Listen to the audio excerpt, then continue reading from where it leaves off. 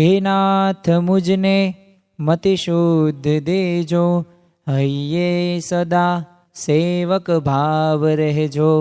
છો શબ્દો મારા પણ આપ આવીને કહેજો, રાજી થઈ અક્ષર ભાવ દેજો, રાજી થઈ અક્ષર ભાવ દેજો. ગુરુર બ્રહ્મા ગુરુર્વિષ્ણુ ગુરુર્દેવો મહેશ્વરઃ, ગુરુ સાક્ષાત પરબ્રહ્મ તસ્મૈ શ્રી ગુરુવે નમઃ. શ્રી સ્વામિનારાયણ ભગવાનની જય. અક્ષર પુરુષોત્તમ મહારાજની જય. ગુણાતીતાનંદ સ્વામી મહારાજની જય. પ્રમુખ સ્વામી મહારાજની જય. પ્રગટ ગુરુ હરિ મહંત સ્વામી મહારાજની જય. સુરત અક્ષરધામ મહોત્સવની જય. દરેક દિવ્ય હરિભક્તોને ગુરુ પૂર્ણિમા પર્વના જય સ્વામી નારાયણ. આજના પ્રવચનનો મુખ્ય વિષય, આમ તો ગુરુ પૂર્ણિમા જે આવતીકાલે છે, એટલે કે ગુરુ પૂર્ણિમાનું એ પર્વનું ખરેખર શું મહિમા છે. આજના દિવસની અંદર આ પ્રવચનની અંદર આપણે સમજવાનો પ્રયત્ન કરીશું. ઉપનિષદ હોય કે વેદો હોય કે ગુણાતીતાનંદ સ્વામીની વાતોની અંદર આવી રીતે ગુરુ પૂર્ણિમા સંબંધિત અને ગુરુની આપણા જીવનની અંદર કેટલી જરૂર છે, કેટલું અગત્યનું સ્થાન ધરાવે છે. કારણ કે એક અંધકારમાંથી પ્રકાશ તરફ જે દોરે છે ને એને ગુરુ કહેવાય. શરૂઆતની અંદર પણ આપણે જ્યારે સ્તુતિની અંદર ગુરુ બ્રહ્મ ગુરુ વિષ્ણુ કર્યું ત્યારે પણ ગુરુ સાક્ષાત પરબ્રહ્મ, એટલે કે જે આપણા ગુરુ છે તે ભગવાનનું સ્વરૂપ છે. તો આવું શાસ્ત્રોની અંદર પણ કહેવામાં આવ્યું છે અને સંતોના મુખેથી આપણે ઘણી વખત સાંભળ્યું પણ છે. આધ્યાત્મિક માર્ગને એક ઉપનિષદોએ સુરસ્ય ધારા કહ્યા છે. એટલે સુરસ્ય ધારા એટલે શું કે તલવારની ધાર પર ચાલવા જેવો કપરો કહ્યો છે. જો સામાન્ય રીતે આધ્યાત્મિક માર્ગની અંદર આગળ વધવા માટે આપણે કેટલાય સ્વભાવો દોષો હોય આસક્તિઓ હોય એ નડતું જોવા મળે છે. મંદિરે જવા માટે આપણા પગ ચાલતા નથી, કથા વાર્તા સાંભળવા માટે આપણે કાન ધરતા નથી, ભગવાનના દર્શન કરવા માટે આપણી આંખો ખુલતી નથી. જ્યારે લૌકિક બાબતોની અંદર હરવું ફરવું બેસવું ઉઠવું વાતો કરવી મૂવી જોવી ગેમ રમવી બીજે આંટા મારવા તો ત્યાં આપણને એક શાંતિદાયક વાતાવરણ લાગશે. પરંતુ વાસ્તવમાં આધ્યાત્મિક માર્ગની અંદર ચાલવા માટે ઘણી બધી સાધનાની જરૂર પડે છે અને ઘણા બધા ગુણો આપણા જીવનમાં હોવા પણ જરૂરી છે. પરંતુ અંતિમ લક્ષ્યને માર્ગદર્શક વિના આપણે પામી શકીએ નહીં. તમારે અમદાવાદથી તમારે સુરેન્દ્રનગર જવું હોય તો સામાન્ય રીતે અમદાવાદમાં જે કોઈક જાણકાર હોય સુરેન્દ્રનગરના રસ્તા બાબતે એને તમે પૂછો તો તમે ત્યાં પહોંચી શકો. પરંતુ કોઈક તમે આડાવાળા કોઈને ખબર જ નથી અને પ્રોપર એ અમદાવાદમાં રહેતો જ ન હોય, સુરેન્દ્રનગર ક્યાં આવ્યું એ ખબર જ ન હોય અને એને તમે જો એ પ્રશ્ન પૂછો તો એ જવાબ દેશે ખરી પણ ત્યાં તમે પહોંચી પણ નહીં શકો, ભટકી જશો. તો આપણને જેને ખબર છે એવા માર્ગદર્શકની જરૂર પડવાની છે. તો જીવનની અંદર આપણે 4 પ્રકારના પુરુષાર્થ કરવી છીએ તો મોક્ષનું પણ કાર્ય થવું ખૂબ જરૂરી છે. એટલે જ ઉપનિષદની અંદર કીધું છે ઉત્તિષ્ઠત જાગ્રત, એટલે કે ઉઠો અને જાગો. આ આદેશ સાથે શું કહેવા માગે છે કે પ્રાપ્યમ વરાન નિબોધત, એટલે કે વરિષ્ઠ અનુભવી મહાપુરુષોને મળીને તમે જ્ઞાન પ્રાપ્ત કરો. અને ખરેખર આ મહાપુરુષો પાસેથી જ્ઞાન પ્રાપ્ત થવાથી જ આ પંચ વિષયોમાં જે આસક્ત જીવ છે ને એ બહાર આવશે. સાથે સાથે આપણામાં જે જન્મ મરણનો જે આપણને રોગ લાગ્યો છે એ જે ગર્ભવાસની અંદર આપણને એક ટેવ પડી ગયેલી છે. બાકી આ દુર્લભ મનુષ્ય દેહ છે. આ મનુષ્ય દેહનો સાચો ઉપયોગ શું છે? તો આ પંચ વિષયો કે સ્વભાવો કે પ્રકૃતિઓ કે પછી આ આંતરિક રીતે પણ જે આપણું દેહાભિમાન છે, આપણે જે માન જે મેળવીએ છીએ, હકીકતમાં આ વાસ્તવમાં એ મનુષ્ય એ દેહનો ખરેખર તેનો ઉપયોગી નથી. આ મહાનુભાવો પાસેથી આપણે જ્ઞાન પ્રાપ્ત કરવું જોઈએ. એટલે જ તે તમે જો ચાતુર્માસનું અધ્યાત્મ ખોજનું પર્વ છે.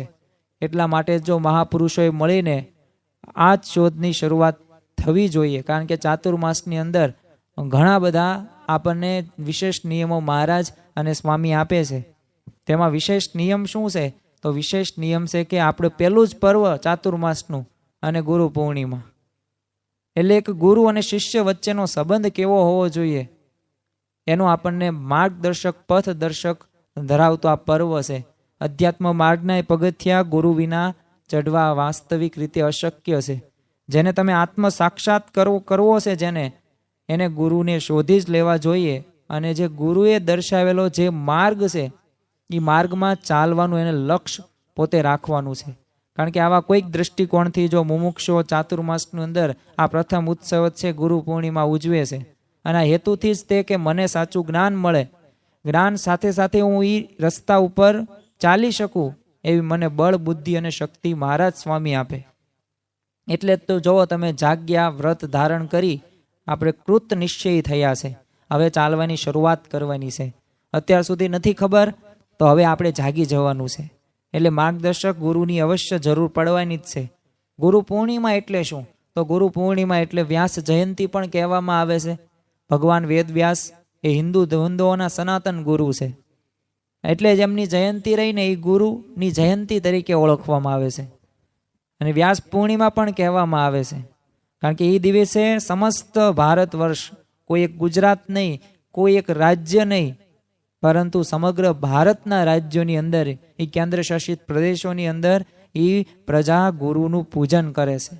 અને એમાંથી ઘણી બધી પ્રેરણા પણ પ્રાપ્ત કરે છે. વ્યાસજીની જન્મ તથા કાર્યની કથા જાણીતી છે આપણને, જેમાં એક હિન્દુ ધર્મનું રહસ્ય સમાયેલું છે. પહેલું જ તે કે કુળથી નહીં, ગુણથી ગુરુ છે. કારણ કે વિષમ દેશકાળની અંદર તમે જુઓ, પરાશર ઋષિ અને ધીવરરાજની પુત્રી મત્સ્યગંધ્યા થકી જે પુત્રનો જન્મ થયો એ જ વ્યાસજી, એ આપણા સનાતન ગુરુ. એ માછલા પકડીને તેને વેચવાનો વેપાર રાત દિવસ કરવાથી માછલાની દુર્ગંધથી ભરેલી એ માછીમારની કન્યા મત્સ્યગંધ્યા ક્યાં, અને બ્રાહ્મણ શ્રેષ્ઠ ઋષિ પરાશર ક્યાં? પણ કઈ જ્ઞાતિ અને કયા વર્ણનું માન લઈને તેમના પુત્ર વ્યાસજીનું પૂજન કરવું? આપણને આવા પ્રશ્નો થાય. પરંતુ ખરેખર ગુરુની ગાદી એ ગુણોની ગાદી છે. ત્યાં જ્ઞાતિ કે વર્ણ કે લિંગ કે વય આ બધું તે નિરર્થક છે. જે આપણે તાર્કિક રીતે વિચારીને કોઈ સાચું નથી. કારણ કે મહાભારતના તે ઋષિ કૌશિકના ગુરુ ધર્મવ્યાદ કસાઈ હતા. મીરાબાઈના ગુરુ રોહિદાસ ચમાર હતા. શાસ્ત્રીજી મહારાજના ગુરુ ભગતજી મહારાજ લોકમાં દરજી તરીકે ઓળખાતા હતા. પરંતુ જેનામાં ભગવાનના કલ્યાણકારી ગુણો ના આપણને દર્શન થાય ને એ ગુરુ સાચા. એટલે પેલા પ્રશ્નનો જ જવાબ આપણને મળી ગયો આ ગુરુ પૂર્ણિમા પર્વનો મહિમાની અંદર, કે કુળથી નહીં પણ ગુણથી ગુરુ મહાન છે, અને એ સાચા ગુરુ છે. તો આપણા ધર્માચાર્યોએ તે વ્યાસ જયંતિને ગુરુ જયંતિ તરીકે ઉજવી છે, અને આ વાતને સંપૂર્ણ સમર્થન આપ્યું છે. અને અનંત ગુણોનો સાગર એટલે વ્યાસ, અને એ જ આપણા ગુરુ. બીજો પ્રશ્ન આપણને એ પણ થાય કે જીવનમાં જે જ્ઞાનનો પ્રકાશ પાથરે ને એને ખરેખર ગુરુ કહેવાય. દરેક સમસ્યા, એ પછી આધ્યાત્મિક હોય કે લૌકિક હોય, આ દરેક સમસ્યાનું સમાધાન આપણા ગુરુ પાસે હોય છે. એટલે જ કહ્યું કે અંધકારમાંથી એ પ્રકાશ તરફ જે દોરે છે એ સાચા ગુરુ છે. એ કોઈ સમસ્યામાંથી આપણો હાથ પકડીને એ સમસ્યામાંથી બહાર ખેંચે છે એને સાચા ગુરુ કહેવાય. બ્રહ્માના મુખેથી સરેલી એ દિવ્ય વાણીને ઋષિઓએ વેદરૂપી ગ્રંથમાં ગૂંથી લખીશ. અને સર્વજન ઉપયોગી અનેક વિદ્યાઓના ભંડાર એક જ સ્થાને હતો. અને એમાં ઘણી બધી મુશ્કેલીઓ પણ ઊભી થતી. એટલે મુમુક્ષોએ મુશ્કેલી જાણીને દૂર ન કરે તો ગુરુ શેના? તો આ વ્યાસજીએ આ મુશ્કેલીઓને કળી એમને મનમાં વિચાર આવ્યો કે આ વેદો વાત સાચી બ્રહ્માજીની, આ બધું લખ્યું છે પણ બરોબર, પરંતુ આ મુમુક્ષોને સમજાશે નહીં. એટલે આ સમસ્યાઓ તેમને કળી અને એનામાં એમને કાર્ય કર્યું. અને કેવો અભ્યાસ કર્યો કે એમને 4 વેદોની અન્ય સ્તુતિઓ મૂકી. એકમાંથી 4 વેદ થયા, એ ઋગ્વેદ, યજુર્વેદ, અથર્વવેદ અને સામવેદ. ભારતમાં આજે ઘરે ઘરે જે વેદ ગાન જે ગુંજી ઉઠે છે ને, એ 18 પુરાણો એમને રચ્યા. એમને અવતારિક વાદિકની કથાનું, વેદનું એક જ્ઞાન રોચક શૈલીમાં પીરસ્યું. અને એના કારણે આપણે સામાન્યમાં સામાન્ય માનવી પણ વેદ જ્ઞાતા થયો. એમને જો પોતે કમ્પ્રેસ કરેલી ફાઇલું, આમ કેમ આપણે કોઈ કોમ્પ્યુટરની અંદર કમ્પ્રેસ કરીએ, એવી રીતે વ્યાસ ભગવાને અઘરામાં અઘરું જ્ઞાન હતું ને, એ સરળ ભાષાની અંદર એમને અલગ અલગ વેદોની અંદર વિભાજિત કર્યું. ત્યારબાદ પુરાણોની અંદર 18 જે પુરાણો છે એમાં વિભાજિત કરવામાં આવ્યું. સામાન્ય માનવીનું છે ને અજ્ઞાન રૂપ અંધારું છે. અત્યારે પ્રશ્ન કેવા છે, કોઈક ખાવા પીવાના પ્રશ્નો હશે પણ એટલા બધા નહીં, પણ ખરેખર ઝાઝા પ્રશ્નો હોય ને તો અજ્ઞાનના છે. તો એ અજ્ઞાન રૂપી જે અંધારું રહ્યું ને એ આપણે સામાન્ય રીતે ગુરુ જ તે કરી શકે અને પ્રકાશ તરફ આપણને લઈ જઈ શકે એ જ વ્યાસ, એ જ આપણા ગુરુ. તો એવા આદિ ગુરુ હતા અનાદિ મૂળ અક્ષર મૂર્તિ ગુણાતીતાનંદ સ્વામી. એમની વાતો પણ જ્યારે પણ આપણે સાંભળીએ ત્યારે આપણા જીવનની અંદર અને આપણને એક સારો સત્કાર એવી પ્રેરણા મળે કે આપણે પણ આપણું જીવન એક આત્યંતિક કલ્યાણ બાજુ તો લઈ જ જવું, પરંતુ આ લોકની અંદર પણ એ સુખી થવા માટેના એમના પ્રયત્નો જોવા મળે છે.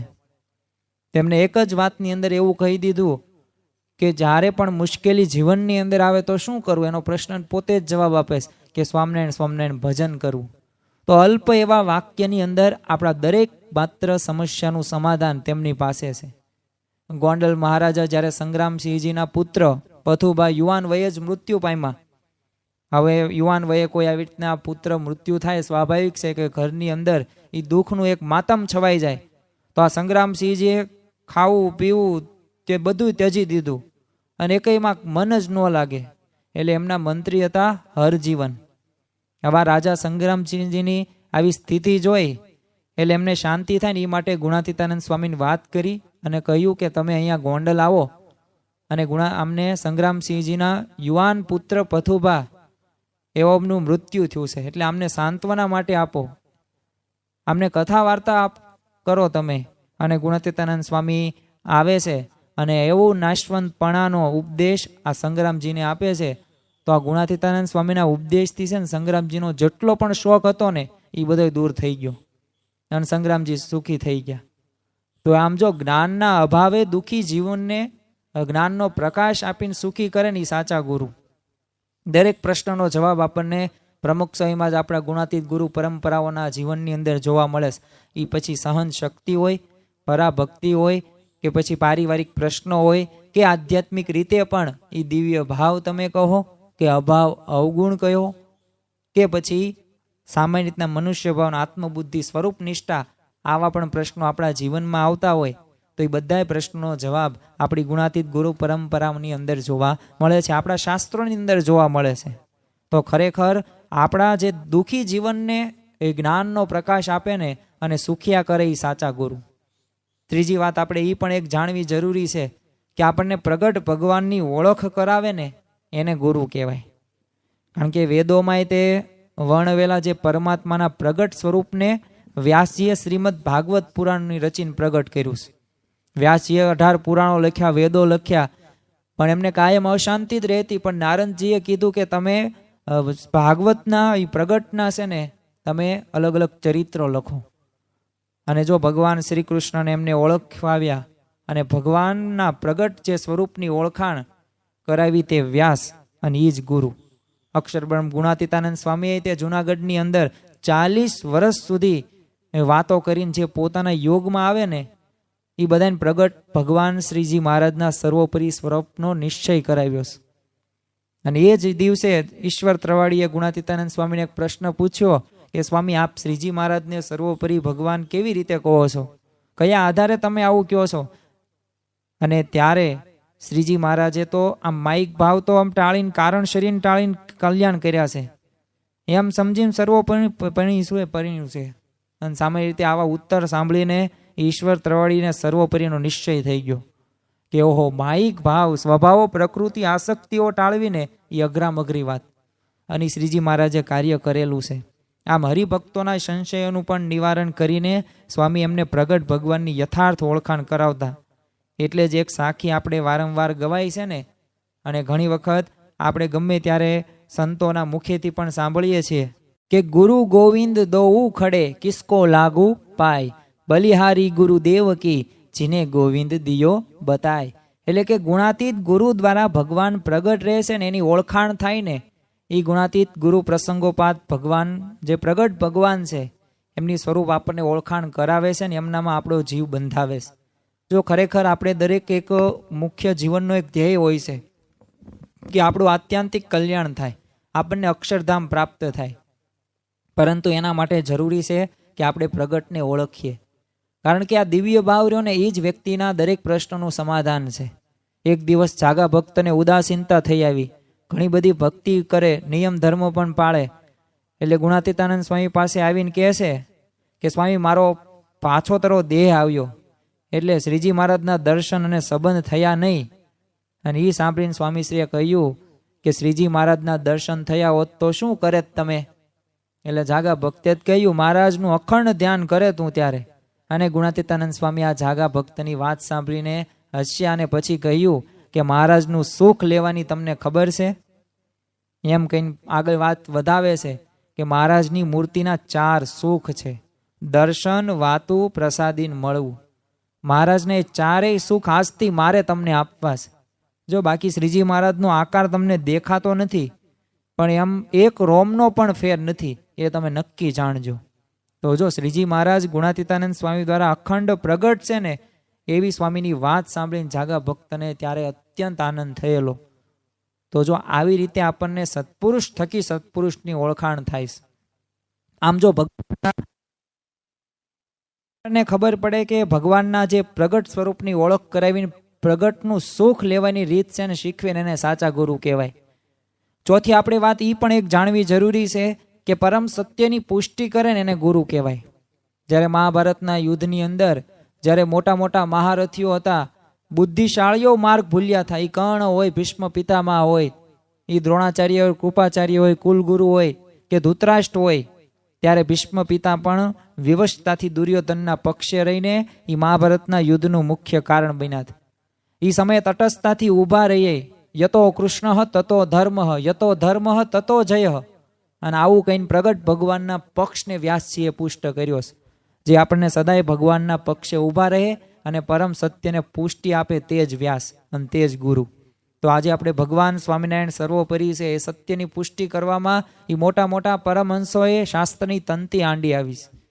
અને પરંતુ ગુણાતીતાનંદ સ્વામી તો વિરોધ કે અપમાનો પણ ગણકાર્યા વગર એ ભગવાન સ્વામિનારાયણની સર્વોપરી છે ની સત્યની પુષ્ટિ કરી છે.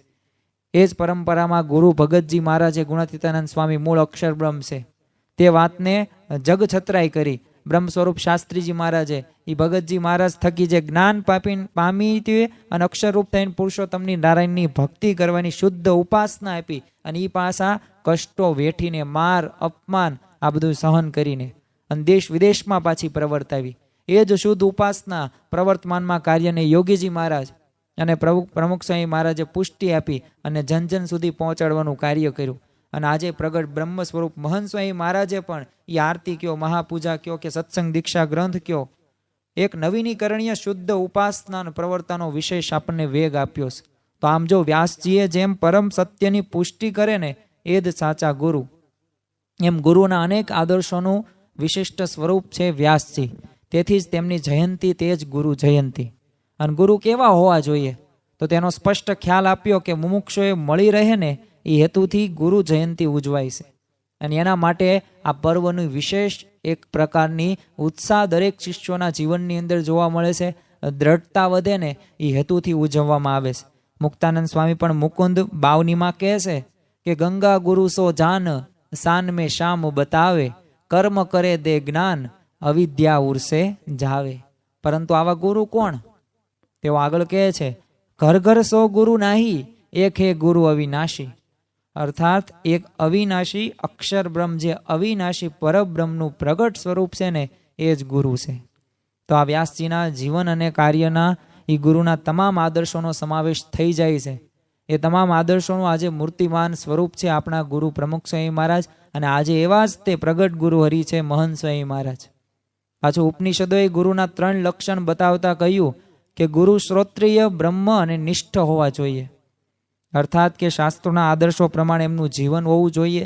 એ આપણને મહંત સ્વામી મહારાજમાં જોવા મળે છે. સાક્ષાત અક્ષરબ્રહ્મ હોવા પડે અને ભગવાનમાં નિષ્ઠા હોવી જોઈએ. તો એવા ગુરુનું શરણું લેવું શાસ્ત્રોની અંદર પણ જણાવ્યું છે.